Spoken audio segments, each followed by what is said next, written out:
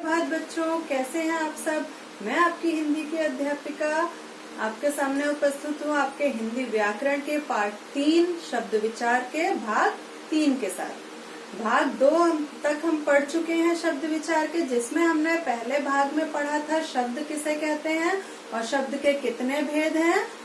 शब्द के 4 भेद हैं, उत्पत्ति के आधार पर, रचना के आधार पर, प्रयोग के आधार पर और अर्थ के आधार पर, जिसमें से 2 हमने भाग 1 में पढ़े थे और 2 भाग 2 में।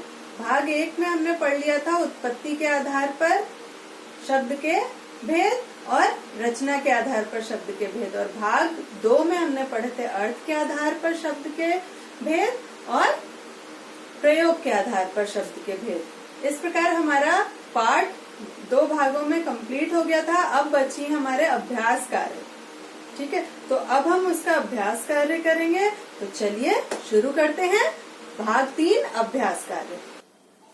अभ्यास कार्य में पहला प्रश्न है, निम्नलिखित कथनों को पढ़कर सही और गलत का निशान लगाइए। पहला है, अर्थ के आधार पर शब्दों के 3 भेद हैं। गलत। अर्थ के आधार पर शब्द के कितने भेद हैं? अर्थ के आधार पर शब्द के आपके 4 भेद हैं। 4 हैं, जैसे समानार्थी हो गया, ठीक है, समानार्थी, विपरीतार्थक, ठीक है। अर्थ के आधार पर अगर वैसे भेद पूछे जाएं आपके, तो आप अर्थ के आधार पर 2 भेद बताएंगे, सार्थक और निरर्थक, ठीक है। आपके जो ये सर्कल बने हैं इसमें टिक करेंगे। मैं ऐसे आपको दिखाती हूँ तो आपका ये सर्कल नहीं दिखता है, इसलिए मैंने यहाँ लगा रखा है, ठीक है। अर्थ के आधार पर शब्द के 2 भेद होते हैं, सार्थक और निरर्थक, इसलिए ये क्रॉस हो गया। विकारी शब्दों में कोई परिवर्तन नहीं होता। विकारी शब्दों में परिवर्तन होता है, तो ये गलत है। समान अर्थ देने वाले शब्द समानार्थी या पर्यायवाची कहलाते हैं। बिल्कुल सही। रूढ़ शब्दों के खंड नहीं होते। सही है। तत्सम शब्द संस्कृत से हिंदी में आए हैं। बिल्कुल सही, ठीक है। अब दूसरा प्रश्न, निम्नलिखित रिक्त स्थानों की पूर्ति उपयुक्त शब्दों से कीजिए। देखिए, जो आपके यहाँ पे भरना है आपको इनके अकॉर्डिंग भरना है, जो आपके ब्रैकेट में यहाँ दिए गए हैं शब्द। जैसे पहला है, रमेश बीमार था इसलिए उसने डैश को बुलाया। विदेशी शब्द भरना है, तो डॉक्टर आपका विदेशी शब्द है, अंग्रेजी भाषा का शब्द है, तो यहाँ पे क्या आ जाएगा? डॉक्टर। सीता ने डैश से फल काटे। सीता ने किससे फल काटे? विदेशी शब्द भरना है, चाकू। चाकू आपका विदेशी शब्द है। बया अपना, एक चिड़िया का नाम है बया, अपना डैश पेड़ पर लटकाती है। देशज शब्द भरना है, तो घोंसला। बया अपना घोंसला पेड़ पर लटकाती है। मधु ने अपने भाई के डैश पर सभी मित्रों को बुलाया। इसमें आपको यौगिक शब्द भरना है, ठीक है। तो क्या आ जाएगा? मधु ने अपने भाई के जन्मदिन पर। यौगिक 2 शब्दों के योग से बनता है, जन्म और दिन, दोनों का अपना अपना अर्थ होना चाहिए, तो ये बिल्कुल परफेक्ट है यहाँ। फिर नेक्स्ट है, वानर डैश पर बैठकर फल खा रहा है। यहाँ पे आपको तत्सम शब्द भरना है, तो यहाँ तत्सम शब्द आ जाएगा वृक्ष। तो वानर वृक्ष पर बैठकर फल खा रहा है। उसने फूलदान में फूल लगाए। इसमें आपको संकर शब्द भरना है, ठीक है। तो उसने फूलदान में फूल लगाए। तुम्हें छठी का डैश याद ना दिलाया तो मेरा भी नाम नहीं। इसमें आपको तद्भव शब्द भरना है। तद्भव शब्द में आपका दूध आएगा यहाँ, जिसका तत्सम क्या होता है? दुग्ध। तो तद्भव दूध हो गया। तुम्हें छठी का दूध, ठीक है। पंचायत की बैठक डैश में होती है। मतलब इसमें आपको भरना है यहाँ पे योग रूढ़ शब्द, ठीक है। योग रूढ़ शब्द भरना है आपको, तो यहाँ पे हो जाएगा आपका चौपाल। ठीक है। चौपाल किसे कहते हैं? बैठने का एक विशेष स्थान, मतलब छायादार स्थान या खुला हुआ स्थान, और छायादार स्थान को हम चौपाल मतलब एक विशेष स्थान को ही कहते हैं चौपाल। ठीक है। नेक्स्ट है आपका शब्द परिवार बनाइए। जैसे गुण का गुणवान, फिर अवगुण या सगुण या निर्गुण, मतलब इसमें उपसर्ग या प्रत्यय लगाते हुए हमें गुण शब्द अवश्य प्रयोग किया गया है। वैसे हमें यहाँ पे पढ़ है जैसे पहला, उसमें उपसर्ग या प्रत्यय लगाते हुए पढ़ शब्द जरूर उसमें आना चाहिए। जैसे पढ़ का पढ़ना, पढ़ाई, पढ़ाकू। ठीक है। फिर कुशल, कुशलता, सकुशल। ठीक है। फिर पाठ, पाठ का पाठक, पठनीय।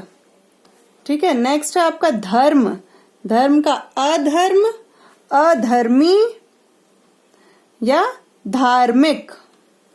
फिर नेक्स्ट क्वेश्चन है आपका बनावट की दृष्टि से शब्दों के कितने प्रकार होते हैं?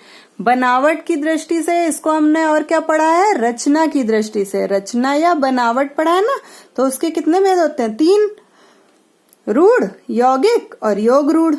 ठीक है। अगला प्रश्न है शब्द पद कब बन जाते हैं या शब्द पद कब कहलाते हैं? मतलब जब शब्दों का प्रयोग वाक्य में किया जाता है तो वो पद कहलाते हैं। फिर अगला प्रश्न है दिए गए वर्णों के मेल से 10 शब्द बनाएं।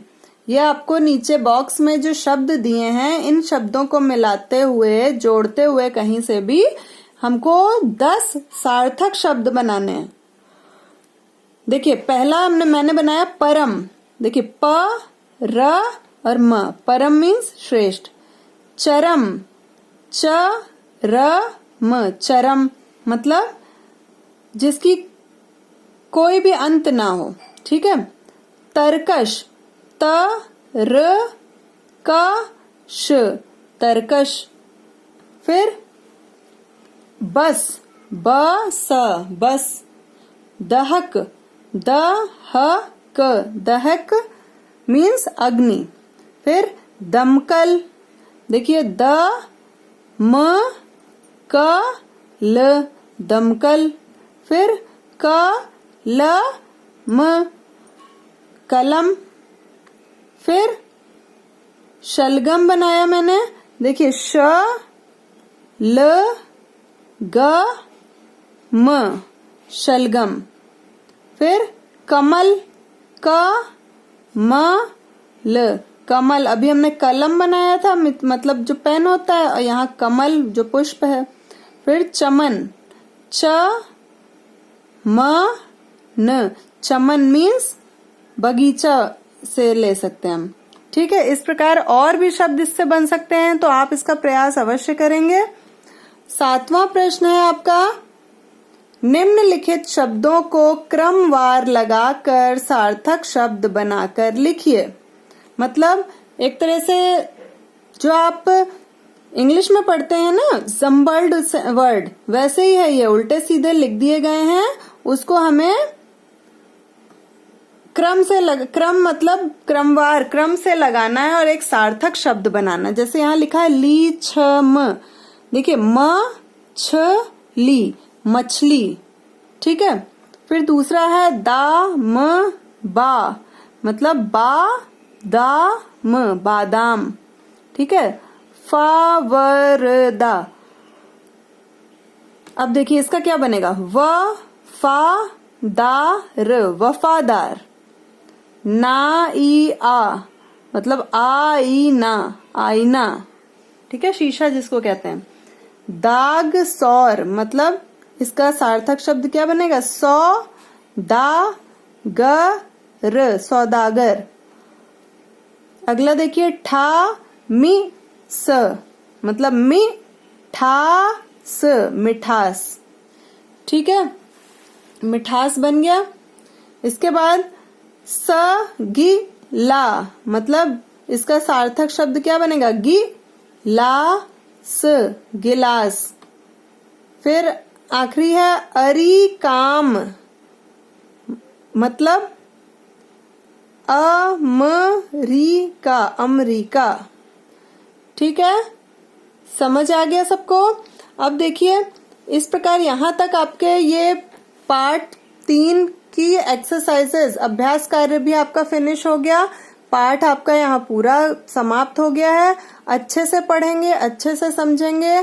कोई अगर प्रॉब्लम होती है तो आपके जो डाउट सेशन चल रहे हैं आप उसमें जरूर पूछ लेंगे। तो अब यहीं तक आपका भाग समाप्त होता है। अपना ध्यान रखेंगे, अपने परिवार का ध्यान रखेंगे। धन्यवाद।